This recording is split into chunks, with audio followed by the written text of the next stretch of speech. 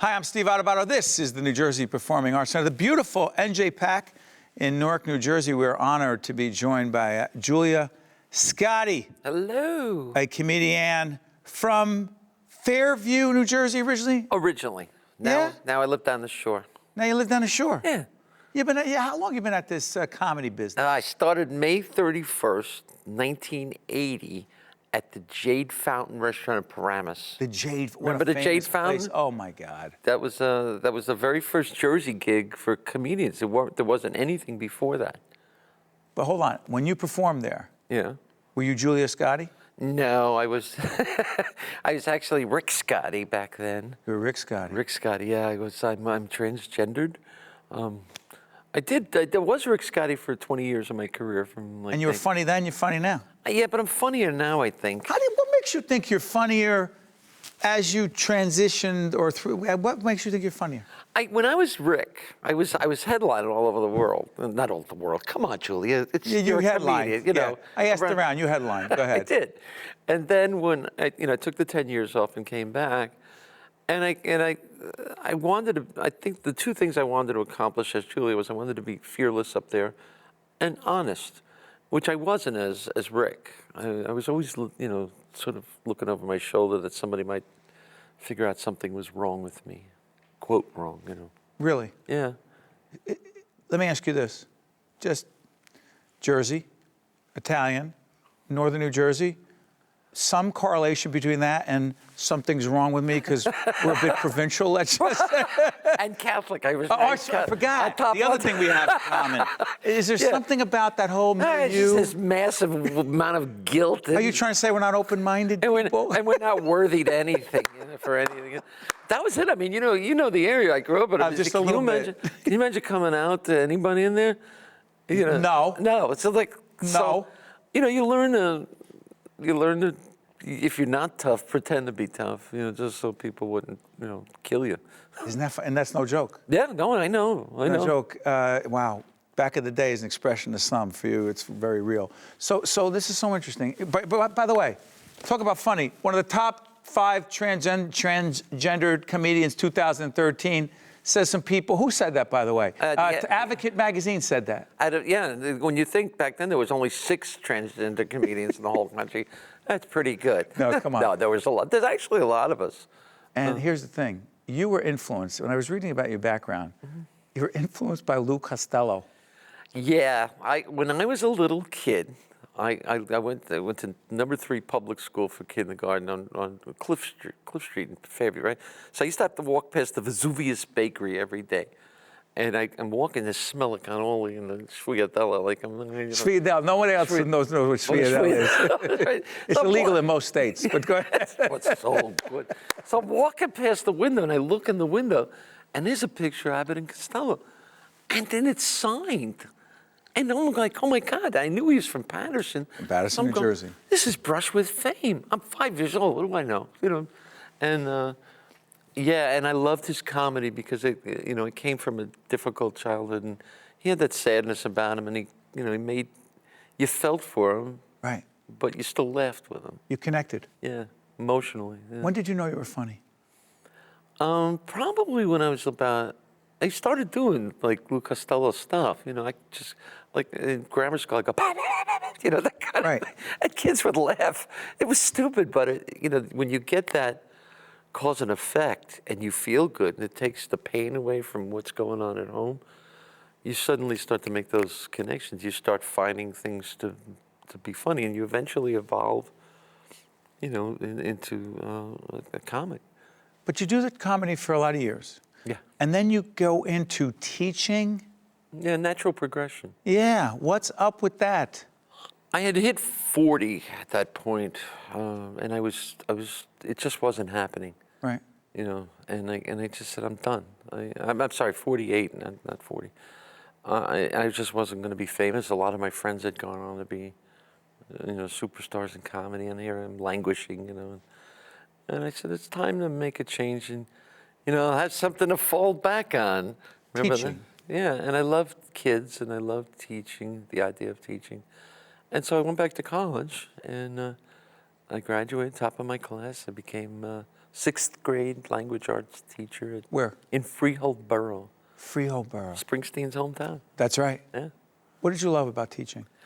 Well, it's a lot like comedy, in that you have to, and you have these kids for 6 hours a day for 180 days, and they're not drunk. You better be entertaining.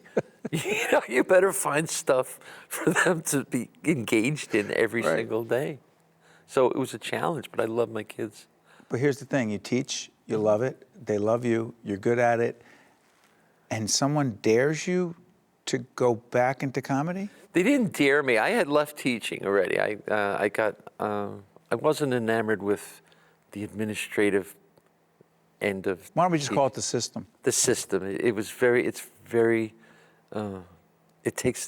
kills your soul. It does. And I left. And I had lunch. A friend of mine, a comedian friend, and she said to me, "So when are you coming back to comedy?" I was like, "I'm not coming back. 60 transgender, blah, blah, blah, she said, "You know that's where you want to be," and she was right, of course. I mean, comedy's the most addictive job you could ever have. Because? There's something about, we're the only performing art form that writes our own material, performs our own material, live or die on the success of our material.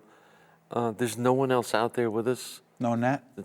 No, huh? There's no net, nothing? No net, no nothing. And when you hit it and you hear them laughing, it's like heroin, man. It's just tie me off, spike me up.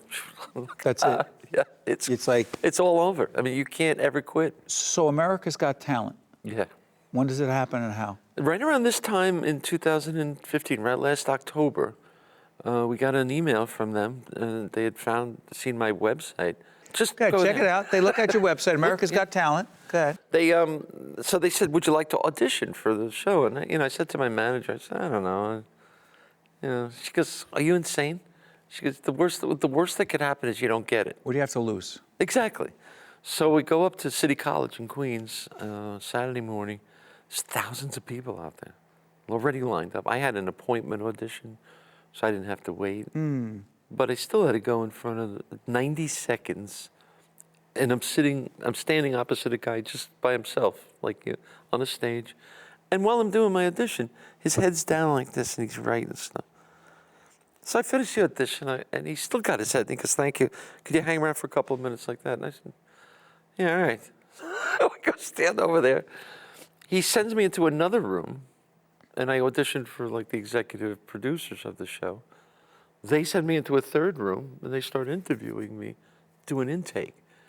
So at this point, I said, "What's going on here?" She goes, "Well, it's a good sign if you got this far in the interview process." About a month later, we heard we had the show, and the rest is rock and roll. So here, no, it's not that simple.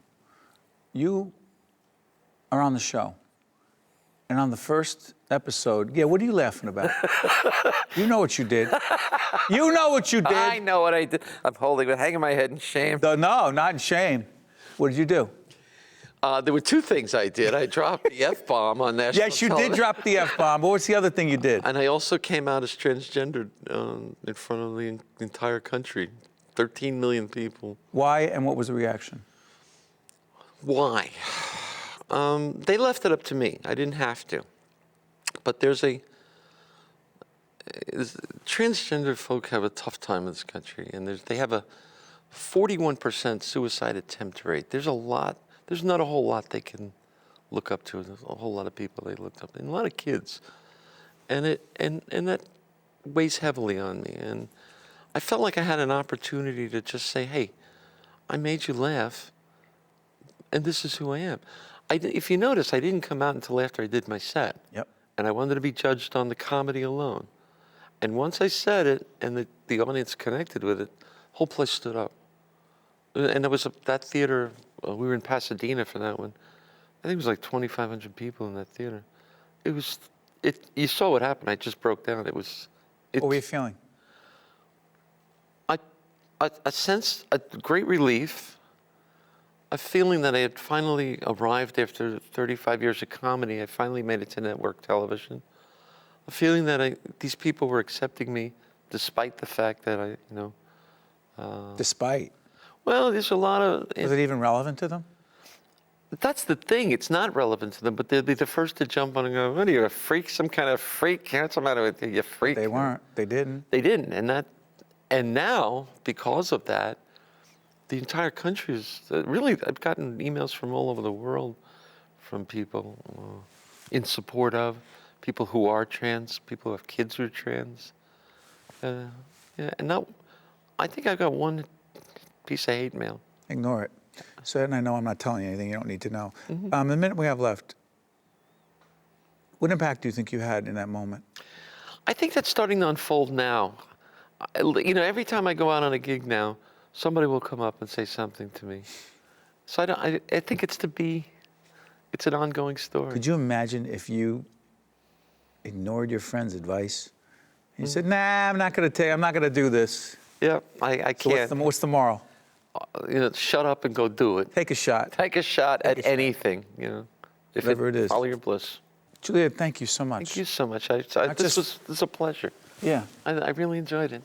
From one paisan to another. Hey, We appreciate it. thank you. And, you know, you helped a lot of people. I hope so. You helped a lot of people today. Well, come see a show. Yeah, Laugh. right. Thank you. Thank Stay with us. We'll be right back. The preceding program has been a production of the CAUCUS Educational Corporation and the New Jersey Performing Arts Center in association with NJTV and WNET. Funding for this edition of One-on-One with Steve Adubato at NJPAC has been provided by Prudential Financial's Global Communications Department, NJIT, the Community Food Bank of New Jersey, PSE&G, TD Bank, RWJ Barnabas Health, and by Horizon Blue Cross Blue Shield of New Jersey. Transportation provided by Airbrook Limousine, serving the metropolitan New York, New Jersey area.